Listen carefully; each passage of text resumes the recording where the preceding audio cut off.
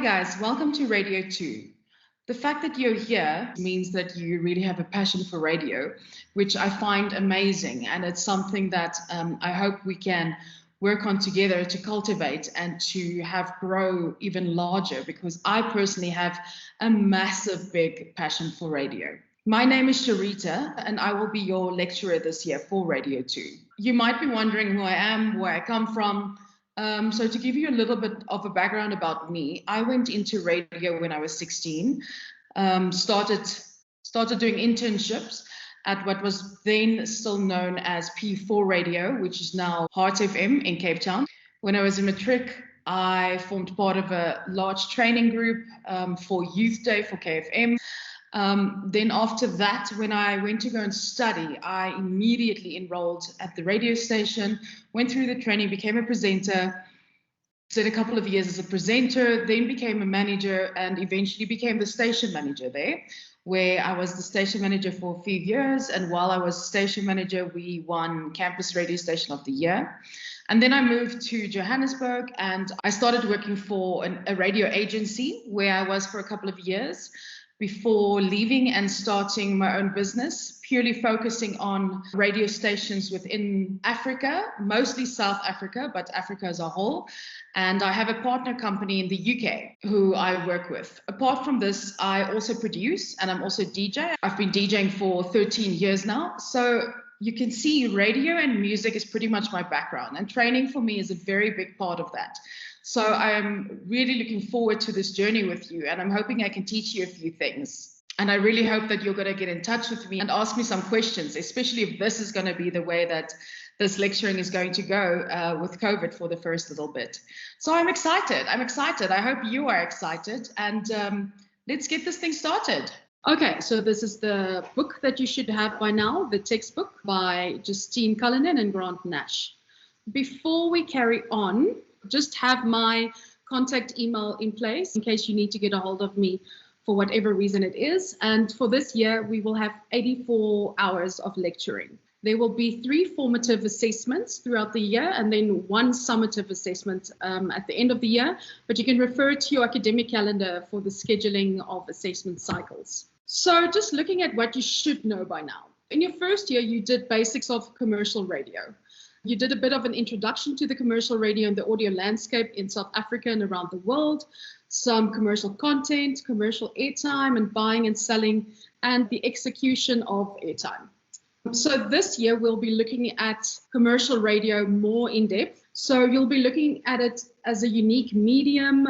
We'll be looking at commercial radio personalities, how to work with them, performance and informatics, practical way of how to prep for a commercial radio show, creating an online presence for your radio station and the personnel, imaging, production and branding. And then we'll be looking at commercial airtime and buying and selling in more detail again. Think about when you listen to radio. What is your favorite radio station? Why do you listen to them specifically? Why are they your favorite radio station? What attracts you to them? Is it the presenters? Is it the music? Is it features and things that they do? Who do you think is their audience and why? Why do you think this is their audience? So start thinking about the rest of the commercial radio stations in South Africa also. Why is it that radio stations exist? What do we do? Radio stations are literally there for their audiences. That is what they do.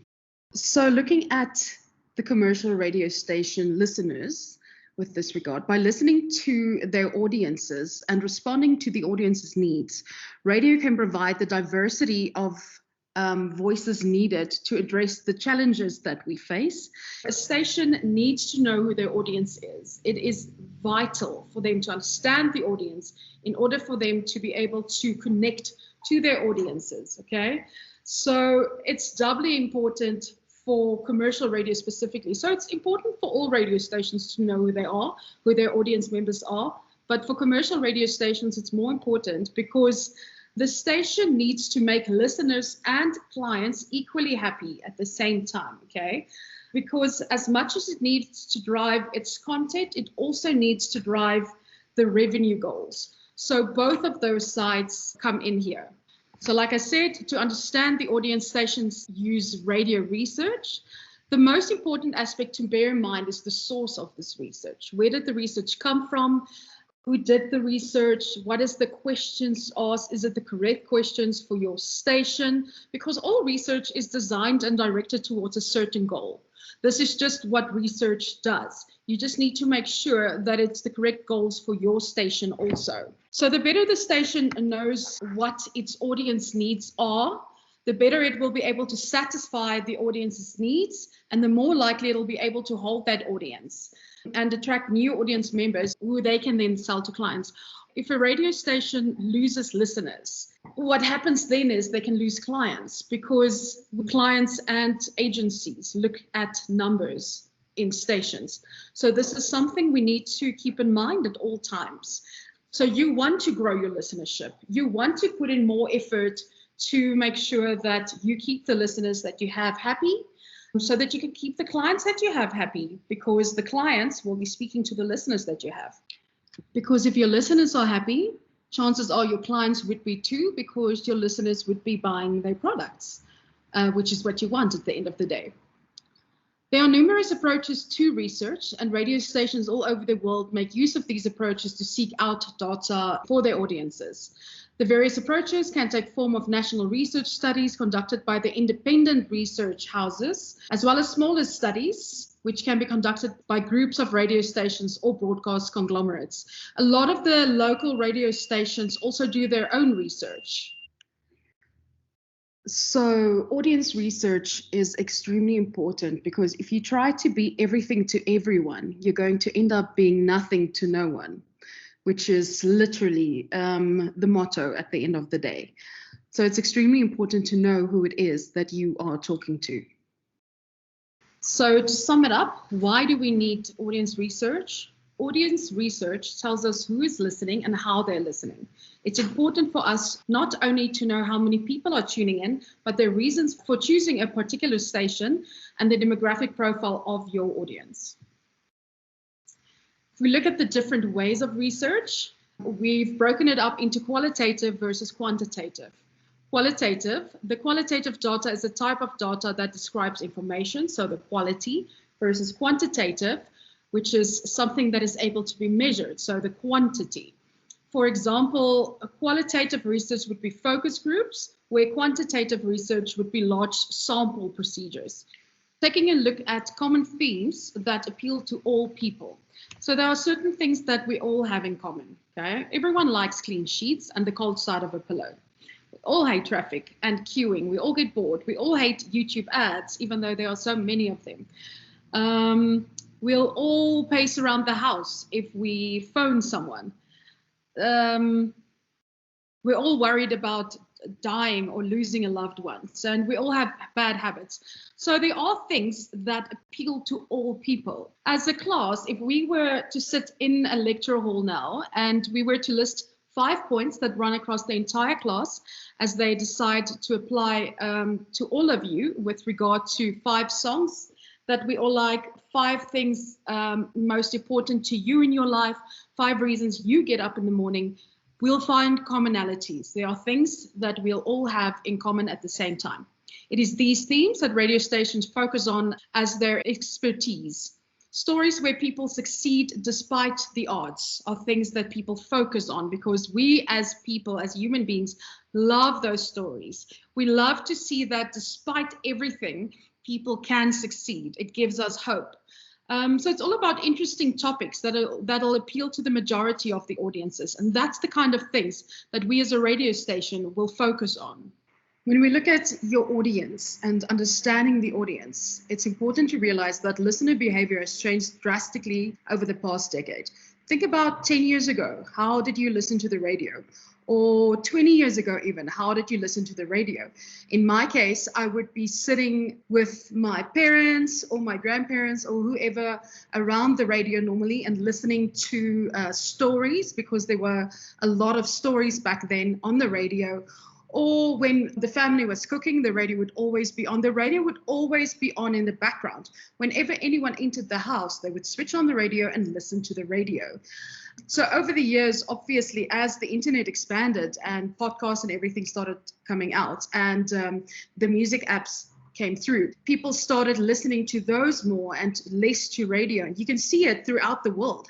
If you look at how good the radio listenership is doing across the globe, you'll see quite drastically different figures than it was 10 years ago. So obviously things will keep on evolving as we move on, which means that we have to move with them. Radio stations need to move with them, adapt to keep their listeners. So as mentioned, with the full swing of the digital age, there's very short concentration spans.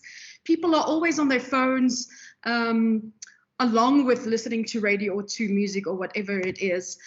Or you'll be on your laptop at the same time. You'll be on social media. You'll be checking your Facebook, and straight after that, your Twitter, your TikTok, whatever is going on all the platforms. Very short attention spans. If things aren't extremely exciting, they'll lose you very quickly. That's just the way that things are going at the moment, because there are multiple external stimuli and it's growing exponentially. What's happening is we don't have a lot of time, and we have so much information that we can absorb. So if you don't engage a listener, you will lose them for sure. You need to realize why they are listening to your station. So if we look at how people absorb information, there are 3 different ways that information gets absorbed. So either auditory, visual, or tactile, or kinesthetic. So depending on who you are, auditory learners will take in information through listening and speaking. To fully comprehend certain details, these learners prefer to hear instructions and sometimes verbally repeat them. Then the visual learners want to see the material first. They want to see what they are taking in. Tactile learners, on the other side, are doers. So they can read or listen to something the whole day, but for them to really have something sink in, they actually need to practically do something about it. So as much as our goal is to entertain, we need to use the auditory tools that we have on hand in our on-air execution. So we need to use our websites, our Facebook pages for the visual side of it. And then we need to find new ways to extend to the tactile. So a lot more on the ground kind of things need to start happening, because we can't only purely focus on air anymore. Those days of radio are long gone, okay? So it's always those 3 aspects. You'll notice that a lot of stations talk about the 360 approach. When you ask yourself about research, there are 2 different types of radio stations. So the music stations versus the talk stations. How effective do you think research can be, or should be, or would be run in the one versus the other? Do you think there's a difference in how the 2 will be run, or do you think it's the same way? If I were to do research today on 947, but also on 702, can I use the same questions? Do I need to sit and think about it and come up with a different strategy for the 2 different stations? Think about it. I'd like you to perhaps do a little bit of research on that and let me know what you think. Do you think it's different? Do you think it's the same? If it is different, where would it differ from a talk radio station? So the other thing that we need to keep in mind is, as much as there are all these changes around the world when it comes to radio, what doesn't change? What gets your attention when you listen to the radio?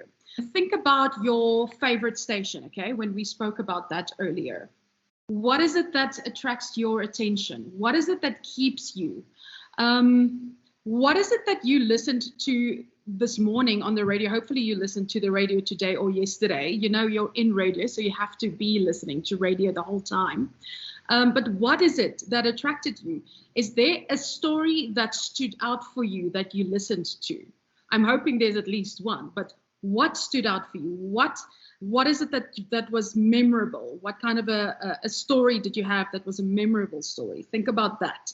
Okay, keep that in mind. Going forward, I want you to listen to stories that you find memorable. So every day at the end of the day, think about it. What can you remember about what was said during the day? If there's nothing you remember, that means it wasn't a good day for radio, okay? But things that grab people's attention, health stuff, especially at the moment with COVID, we are so focused on it that as soon as we listen to anything or listen to the radio and they start talking about COVID, we immediately tune in.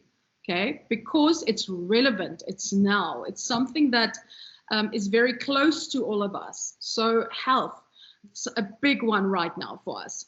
Emotional stories, so obviously the heartstrings. Think about TV programs that you watch. Do you watch any soapies? What are the kind of things that you watch or that you listen to? Are there any emotions to them? Remember, when I say emotions, it doesn't have to be people falling in love. It doesn't have to be rom-coms. So emotions are things that make you laugh, things that make you cry, things that give you goosebumps, and obviously things that just leave you with a lot of thought into it. So heartstrings has a lot of different emotions attached to it, okay? Big thing, everything we do. You and I have a connection. That connection has a heartstring, okay? That's why we listen to radio. Pocketbook, money, things that have to do with, when I say money, it could be different types of things. So it could be a case of home loans, if you want to go into that, car loans. It could be a case of there's a new bank opening up. I must check what is this one versus that one. And then lastly, transformation. So giving a listener hope for the future. Hope is a big thing for us. So we as people love listening to something and walking away happy, walking away with a good feeling that there is hope. There's hope for humanity. There's hope for me. There's hope just for anything, whatever it might be. There's hope for that couple that was helped on ages now. You know, that kind of stories, that's stuff that people love listening out for. So big things with that. When we move on to the next one, research in radio. There are different types of research in radio, obviously. The first one we're looking at is the demographic variables. So when I mention demographic variables, I refer to things such as age, sex, income level, race, employment, location, level of education, things like that. And then when I look at geographic variables, so geographical variables are defined as variables that provide information about the characteristics of a place instead of just the location of that place. So I'm not going to say just Johannesburg. I'm going to give more information about the one example would be a rural urban identifier, which may have a number of classes. From the most urban metropolitan centers to the most remote rural areas. Okay, so big, you can see the differences there. The next one is behavior variables. So when we look at behavior variables, consumer behaviors can be grouped into 4 categories, basically. So awareness, preference, engagement, and advocacy. That's the kind of stuff that falls under the behavior. So user status, loyalty status, buyer readiness. Are you ready to go out and buy a product right now? So there's all these different things under that. And then lastly, it's psychographics, which is the qualitative methodology used to describe traits of human or psychological attributes. So here you'll see things such as your personality, your values, your opinions, your attitudes, your interests, your lifestyles. So all these different things that I just mentioned under demographic, geographic, behavior, and psychographics must all be taken into account when you do research in radio to see who your average listener is, okay? So the next one, this is something that you hear often from station managers. So you live by the numbers and you die by the numbers. Let's try to talk about the statement from both the positive and negative approach station managers have when they use it. What do you think is being referred to when we say that? Live by the numbers, die by the numbers. Numbers have a way of getting under our skin. So I've been to a couple of RAM releases from the BRC, and just to see people speak about these numbers. What do you think is being referred to when we say that? Live by the numbers, die by the numbers. Numbers have a way of getting under our skin. So I've been to a couple of RAM releases from the BRC, and just to see people speak about these numbers and things. And I've been in a couple of very heavy debates with people about these numbers, because obviously if you're number one or number two on the list of numbers, you're ecstatic and you'll say, yes, they are completely valid. These are the correct numbers. I'm going with it. But what happens if you fell with 200,000 or 100,000 listeners? Let's just make it 100,000. Would you say these numbers are correct, or will you say, no, these are lies, something is wrong, the stats are wrong? The diaries, we'll talk about diaries in the next lesson, but the diaries that you keep are incorrect, et cetera, et cetera. So you'll hear community radio stations and campus stations tend to do this a lot. They'll all say these numbers are incorrect. They don't reflect the listeners that we have. Unfortunately, the BRC is all that we have in South Africa, so I just have to go with it. So we get a lot of that kind of stuff because unfortunately, advertisers, or rather agencies, look at the numbers and they sell by the numbers. So there are two radio stations that I know have gone out and did their own stats research to get their own numbers, because they just flat out said there's no way, this is completely wrong.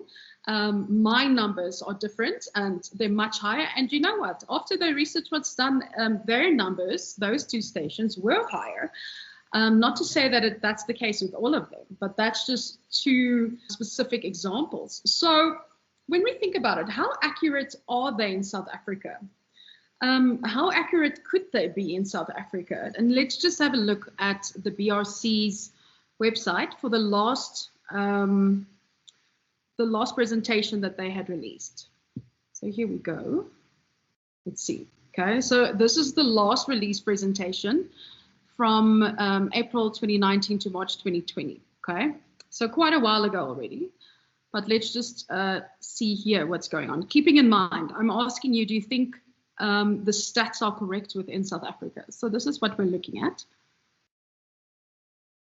Okay, you can go and find all of this literally on the BRC's website. It's everything, you can find everything that's ever been released on here. So here we go. So the listenership population, 40.1 million, 61,187 individuals taken, 15,173 households, okay? Keeping in mind that South Africa's population currently sits at about 59.6 million people. So this is the metro sample, and this is how it's broken down, okay? So the rest of it you can go and look at yourselves. The point is, how accurate still do you think they are in South Africa, these stats, okay? I'm sure the thing is, Kantar is looking at a new way of doing it, but that's all we have at the moment. So that's what we're looking at. When we come back to research in radio, yeah, how accurate are they in South Africa? I don't know. This is the big debate, and it's going to be the big debate probably for the rest of radio's life, is whether it's truly reflective of South Africa or not. Okay, speaking of the BRC, who are they? Oopsie. The BRC, the Broadcasting Research Council of South Africa. Previously, before the BRC, we had SARF that did all the research, okay? So after SARF, the BRC came in. SARF standing for South African Advertising Research Foundation, and they do the market, or they did market research, okay? So why is the BRC important? What is it that they do? They do our research. They, along with Kantar, and they work with Nielsen, also people you can go and look up and start getting to know, because they'll all be extremely important for the rest of your radio careers, okay? So why is it important? It's our stats. It's the only stats that we have. Unless you can afford to go and pay an independent company to do your research for you, which most people can't. So we rely on the Broadcasting Research Council of South Africa's stats, okay? As you just saw, the last one was released, like last year. So that's quite a gap from last year up until now to not have any updated stats. So it's quite worrying. And I understand that it is something they're looking at. Normally, they release data in Feb, May, August, and November. So 4 times a year, we would get data. And the establishment survey would be released in March and in September every year. So if we look at the BRC research in COVID, how COVID has affected it, as I just mentioned, nothing has been done yet. So obviously the first quarter they worked on, and then this was released last year, okay, in the first quarter. So that's how old this is. So this is where I found this is if you log on to the BRC's website, the front page, just to let us know that they are still working on it, okay? And again, they are still working on it currently. Kantar is working on trying to see what to do next, but this is where we're sitting. Nothing new has been released.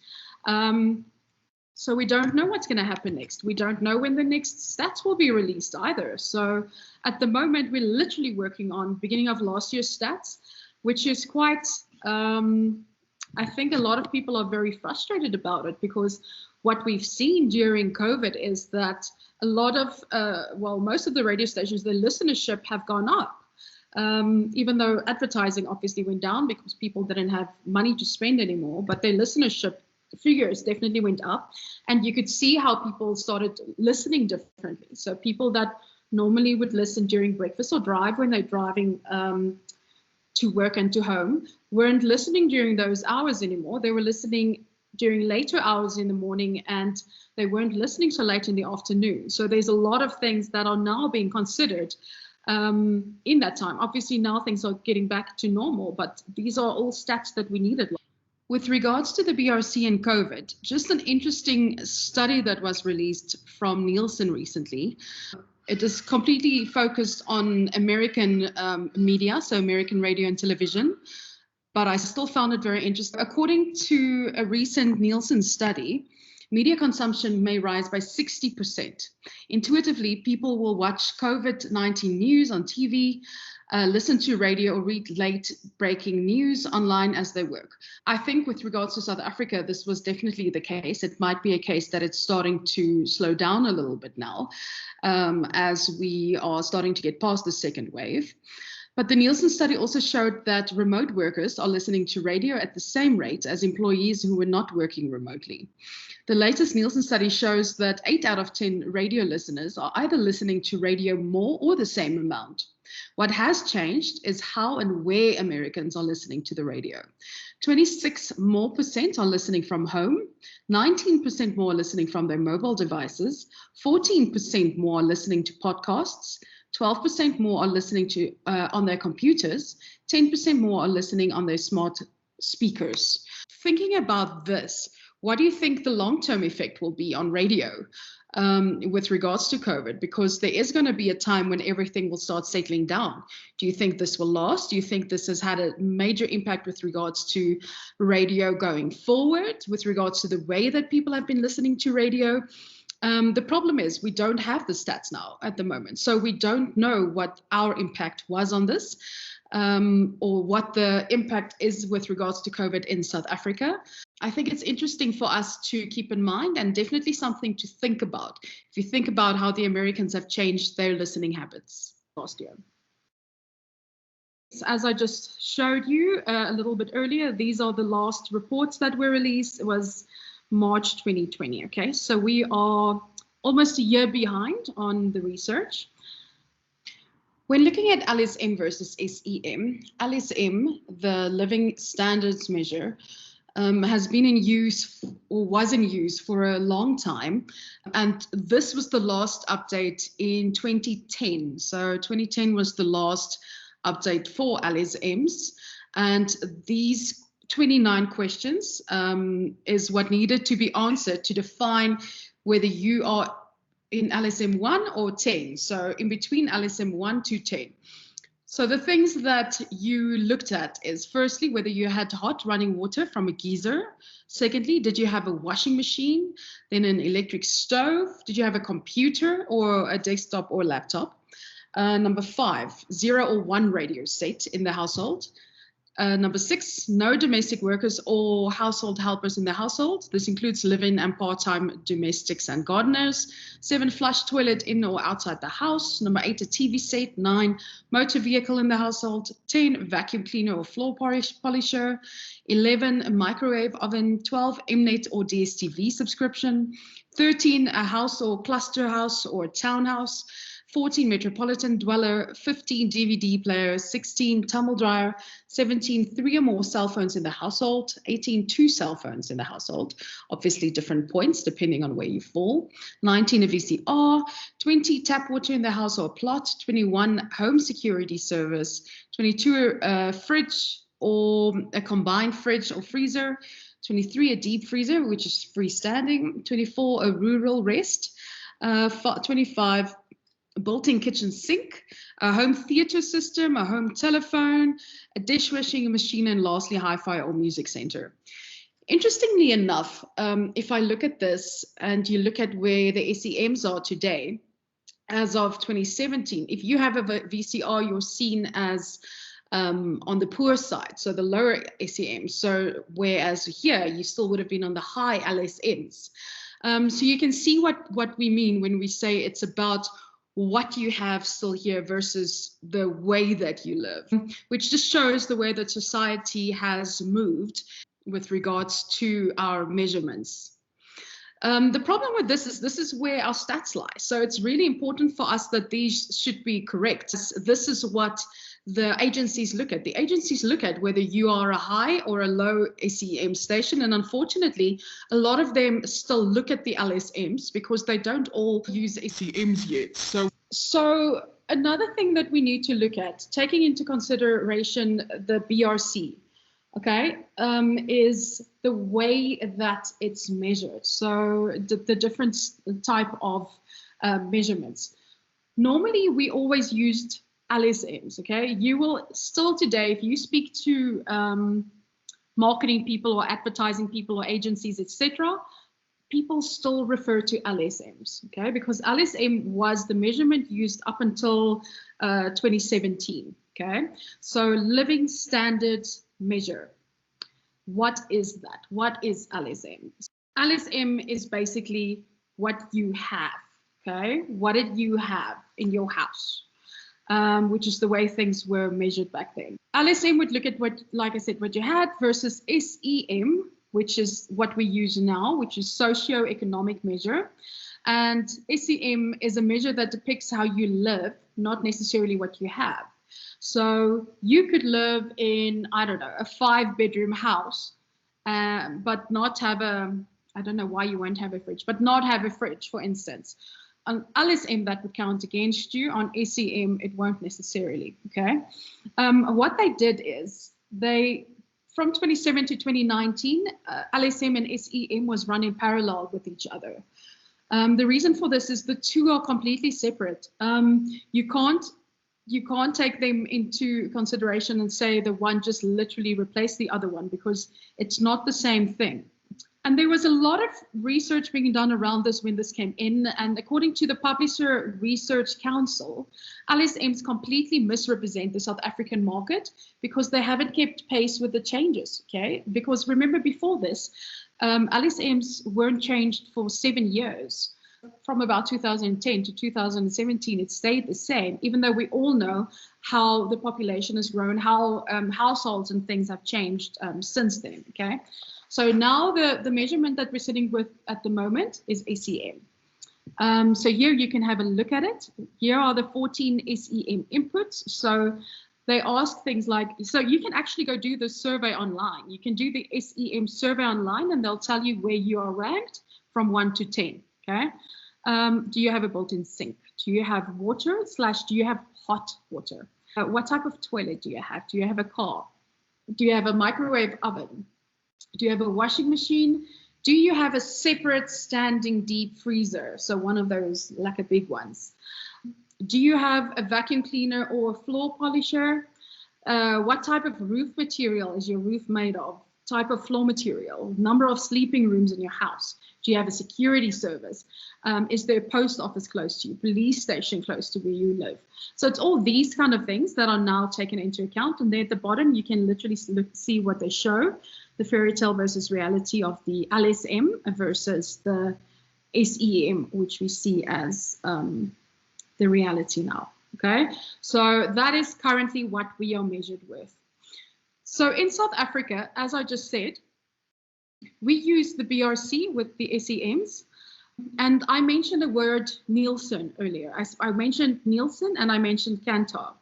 I'm sure you're wondering what they are unless you know something about the industry. So both of these are used for gaining stats. Okay, so Nielsen is global. It's throughout the world, people use Nielsen, and Nielsen is used on TAMS as well. TAMS is the television data, where RAMS is obviously radio data. Nielsen is a global measurement and data analytics company. Kantar is also a data and more of an insights and a consulting company. So they also do data. So both of them are involved within South Africa, within the BRC, to help with our statistics. Okay, then let's see when we go to the next slide. I hope I haven't lost you yet and that you're still with me, seeing as I can't see you.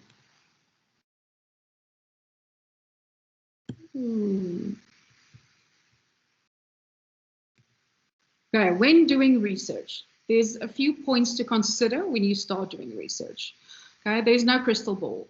Find out if the research you require has been performed before and by someone else.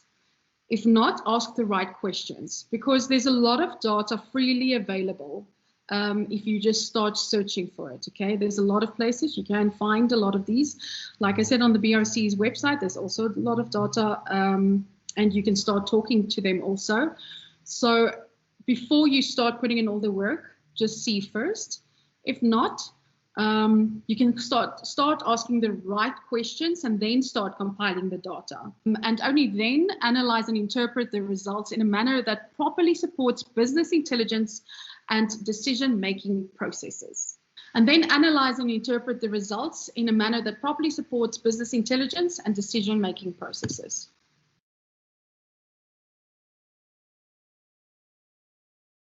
Another few points to consider. Don't get intimidated by the language of research. When you start doing research, especially if you're quite new in it, you're going to hear a lot of different things and people that will tell you how to do certain things. Two of these studies and words that you'll hear is tracking studies versus action studies. And these two can tell you in which direction you should go next. Okay, both of these are very important. So when we look at the differences, action study or action research refers to a wide variety of evaluative, investigative, and analytical research methods designed to diagnose problems or weaknesses. Okay, so here you go and you look at it, you evaluate the stuff, you investigate, you analyze your research methods, or your research rather, and you see if there's any weaknesses or anything that you can change, whether it's organizational, instructional, whatever it might be. And this helps us to develop practical solutions to address our issues quickly and efficiently. Okay, so action study, looking at the actions. So it's literally us and the action that we'll take.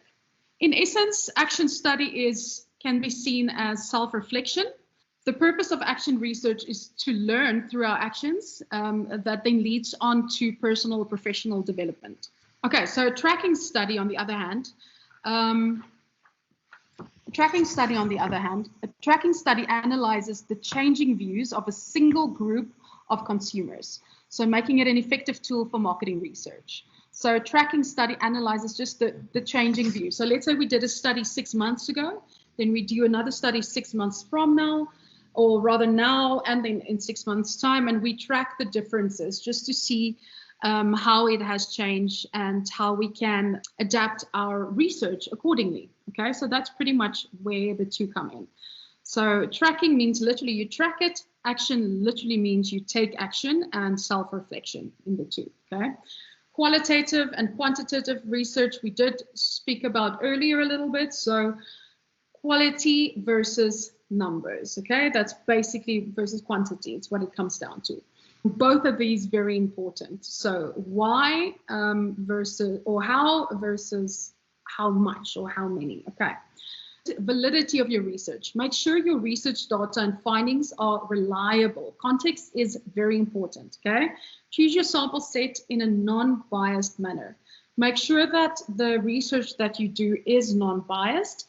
And make sure that your data and findings are reliable, that you've incorporated everything mentioned here earlier. So if we just go look back at what was all mentioned, because there were quite a few things. So make sure that you do a qualitative and a quantitative study, okay? Keep in mind your demographic variables, your geographic variables, behavioral variables, and psychographics, okay?